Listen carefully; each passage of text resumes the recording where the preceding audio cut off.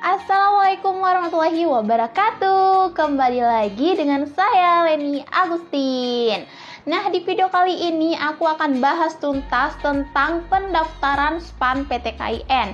Oke, langsung aja ya, karena kan kemarin tanggal 4 Maret itu udah bisa mendaftar SPAN PTKIN. Kalian bisa mendaftar melalui website dan juga melalui aplikasi SPAN PTKIN.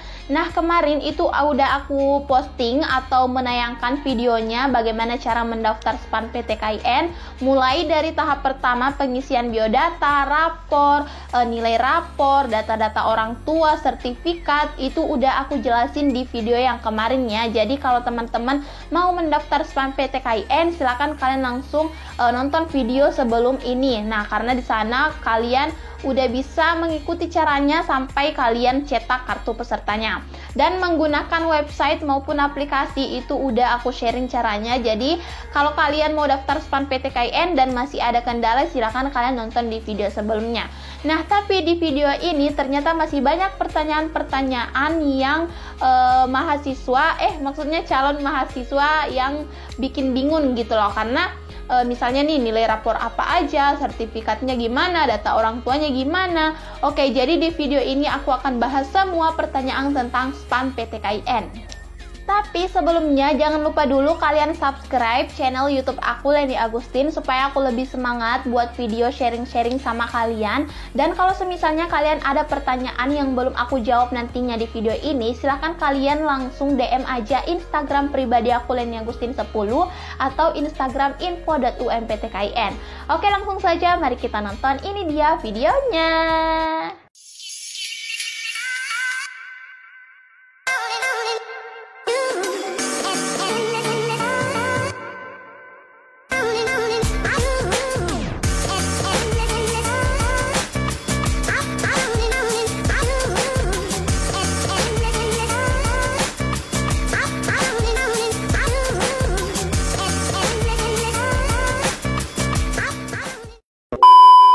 Oke guys, langsung aja ya. Jadi kemarin di Instagram info.umptkin itu aku bikin story gitu loh. Kalau misalnya aku mau bikin video jawab pertanyaan kalian. Nah, jadi silakan kalian tulis pertanyaan kalian. Dan ternyata ini pertanyaan kalian banyak banget. Nah, jadi di video ini aku akan jawab semua pertanyaan kalian yang kalian tulis di Instagram info.umptkin.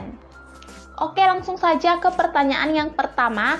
Semisal lolos jalur SPAN PTKIN tapi tidak diambil, apakah itu bermasalah, Kak? Nah, jadi kalau misalnya teman-teman lolos SPAN tapi kalian tidak mengambilnya, ini bakalan resikonya itu ke sekolah kalian atau ke adik kelas kalian. Nah, misalnya nih aku lulus jalur SPAN di jalur pendidikan agama Islam. Nah, tapi aku nggak ambil. Nah, jadi otomatis di sekolah kalian untuk adik kelas kalian nanti itu jurusan pendidikan agama Islam itu kuotanya berkurang. Nah, jadi buat teman-teman yang lolos jalur SPAN itu silakan kalian ambil. Kenapa? Karena masih banyak di luar sana yang mau lolos jalur SPAN tapi dia tidak lolos.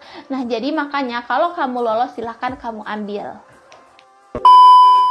Oke, lanjut ke pertanyaan yang kedua. Kak, untuk scan rapor itu apakah cuma bagian nilai pengetahuan aja? Nah, jadi untuk pendaftaran SPAN PTKIN di sana kan udah aku buka ya. Nah, jadi di sana itu hanya memerlukan nilai pengetahuan saja. Nah, jadi buat teman-teman yang mau memasukkan nilai rapor, kalian masukkan nilai pengetahuan aja. Karena kan ada nilai keterampilan kan atau nilai-nilai yang lainnya itu kalian nggak perlu masukkan. Kalian masukkan nilai pengetahuan aja. Nah, tapi kalau semisalnya kalian dari jurusan IPA, jurusan IPS, jurusan bahasa, dan jurusan agama, ternyata nilai yang dimasukkan itu berbeda-beda. Nah, jurusan IPA nilai yang dimasukkan itu beda, jurusan IPS nilai yang dimasukkan beda, jurusan agama nilai yang dimasukkan beda. Begitupun dengan jurusan bahasa, ternyata nilai yang dimasukkan itu juga berbeda. Nah, kalau semisalnya kalian mau tahu nilai apa aja, silakan kalian nonton video aku sebelumnya, judulnya cara mendaftar SPAN PTKIN. Di situ aku perlihatkan nilai-nilai apa saja yang kalian masukkan. Oke, pertanyaan pertanyaan yang ketiga, Kak, kenapa prodi untuk gizi dan psikolog tidak tersedia di Universitas Wali Songo? Nah, jadi teman-teman, setiap kampus atau setiap PTKIN itu berbeda-beda sistemnya. Mereka memiliki sistem tersendiri. Ada yang membuka jurusan gizi di SPAN PTKIN, namun ada juga PTKIN yang tidak membuka gizi di jalur SPAN PTKIN. Nah, jadi makanya kalian harus mencari informasi apakah universitas atau kampus tersebut membuka jalur yang saya inginkan di jalur SPAN.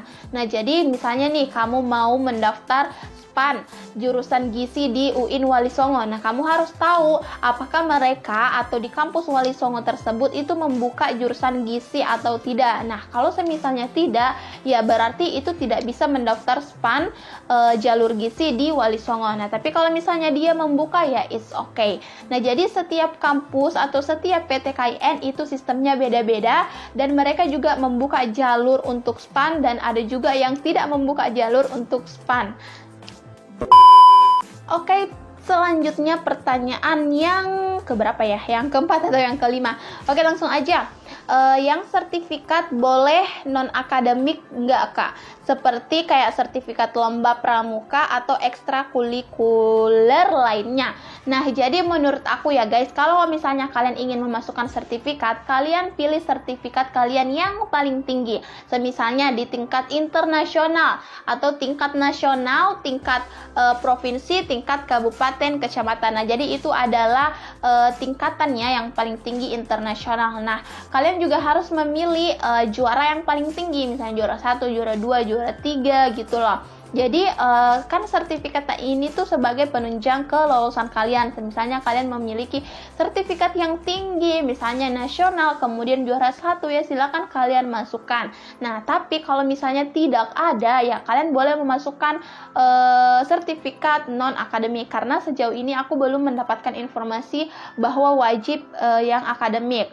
Nah, yang setahu aku tuh sertifikat boleh aja, tapi aku saranin kalian memasukkan sertifikat yang tingkat tertinggi dan juara yang tertinggi juga.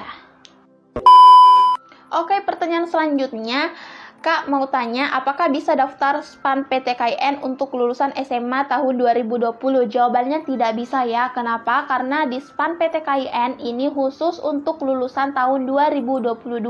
Nah, jadi kalau misalnya kamu gap year tahun 2021, 2020, bahkan 2019, itu kalian tidak bisa mendaftar SPAN PTKIN. Nah, karena SPAN PTKIN hanya untuk lulusan tahun ini saja atau hanya untuk lulusan tahun 2022. Oke, pertanyaan selanjutnya ini adalah pertanyaan yang paling banyak kalian tanyakan. Oke, pertanyaannya adalah, Kak, kenapa sih harus memilih 2 PTN? Kenapa nggak bisa cuma 1 PTN aja? Nah, karena pada saat kalian memilih prodi atau program studi, itu kalian harus memilih 2 kampus, dan di setiap kampus ini kalian harus memilih 2 jurusan. Nah, jadi kalian harus ada 4 pilihan di SPAN PTKIN.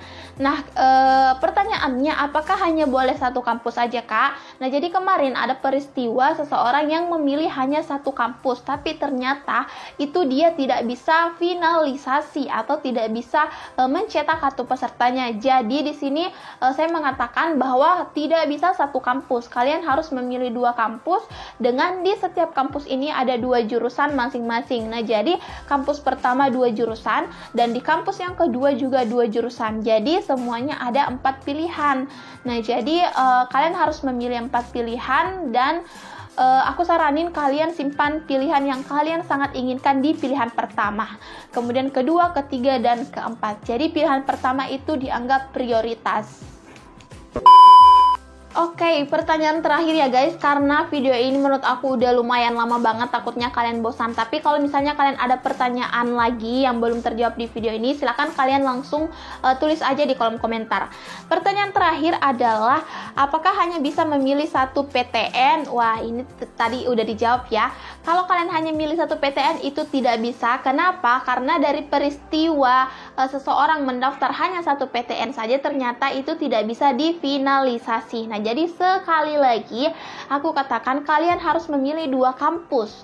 2 kampus ya, karena katanya kalau misalnya cuma satu itu nggak bisa difinalisasi. Jadi harus 2 kampus dan masing-masing di satu kampus itu 2 jurusan. Jadi ada 4 pilihan yang kalian tulis di SPAN PTKIN.